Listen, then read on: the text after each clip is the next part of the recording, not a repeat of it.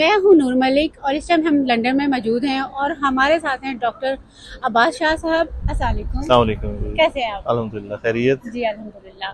तो ये डॉक्टर जी जो है डर्माटोलॉजिस्ट है, स्किन और हेयर के स्पेशलिस्ट। ट्रांसप्लांट हो जाए, पीआरपी हो जाए, तो आप उनसे हम आज पूछते हैं। लोगों को बहुत सारी स्किन की प्रॉब्लम्स होती हैं, हेयर का बड़ा प्रॉब्लम हो रहा है, हेयर फॉल हो रहा है, तो क्या कॉजेज है डॉक्टर साहब? बेसिकली यहाँ पे यूके में जो हेयर रिलेटेड जो कॉजेज आ रही हैं वो ज़्यादा जो है, एक तो एनवायरनमेंट बड़ा एक्सट्रीम है, दूसरा ये कि एक स्ट्रेस फैक्टर है जो थर्ड वन के लोग जो हॉट शावर्स लेते हैं। हॉट शावर्स से ये होता है कि जो स्कैल्प होती है वो ड्राई हो जाती है, और ड्राई के बाद क्या है कि वो उसके अंदर वो ग्रिप करने की वो पावर नहीं रहती, जिसकी वजह से बाल यहाँ पे ज़्यादा झड़ते हैं।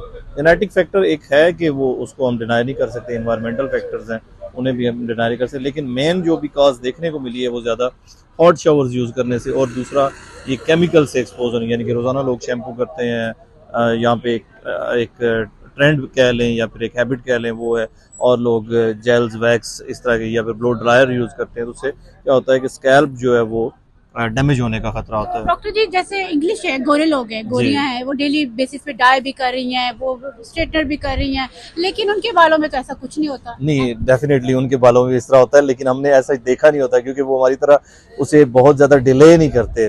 जब भी मेरे इंग्लिश जो पेशेंट है वो लाइक जस्ट जैसे ही उनका शुरू होता है कोई भी इशू बालों के रिलेटेड, स्किन के रिलेटेड, फौरी तौर पे डॉक्टर को कंसल्ट करते हैं।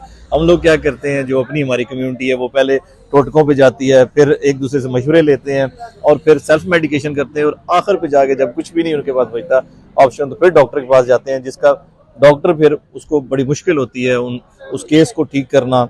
अल्हम्दुलिल्लाह ठीक होते हैं ऐसे केसेस, और ठीक होते भी हैं, लेकिन वो थोड़े मुश्किल केसेस हो जाते हैं। अगर थोड़ा सा पहले अगर डॉक्टर के पास आ जाए तो वो उनको परेशानी नहीं होगी। तो जो ये हेयर ऑयल्स हैं, इसका कितना इसके ऊपर इफेक्ट पड़ता देखिए, है? हेयर जो भी ऑयलिंग है वो once a week is enough. कि वो क्या है कि आपकी जो स्कैल्प है उसमें अंदर ड्राईनेस है, या फिर वो क्या होती है, ड्राईनेस की वजह से क्या होती है कि वो उसकी वो इलास्टिसिटी नहीं रहती। तो ऑयलिंग जो भी देखें ना आप, कोई भी चीज़, इवन हम हाथों को जब मॉइस्चराइज करते हैं या फिर ऑयल करते हैं, तो उससे क्या होता है कि वो इलास्टिसिटी उनकी वापस आ जाती है। तो आप मुझे ये बताएं कि मोनोक्सीडल जी, वो कितना का इफेक्ट करता है by like as a medication, जो कि टैबलेट्स है, और एक स्प्रे भी उसकी है, जी फॉर्म बिल्कुल। स्प्रे भी है, तो उसका क्या इफेक्ट है कुछ? देखिए, मिनॉक्सिडिल इफेक्टिव है, लेकिन वो डॉक्टर के मशवरे से लेके। अब कोई लोग किसी को सेबोरिक डर्मेटाइटिस है, या फिर वो उनको है कि एक्जिमा या फिर सोरियासिस है, तो उसके अंदर वो अगर मिनॉक्सिडिल यूज़ करते हैं तो उसे फ्लेयर अप भी कर सकती है।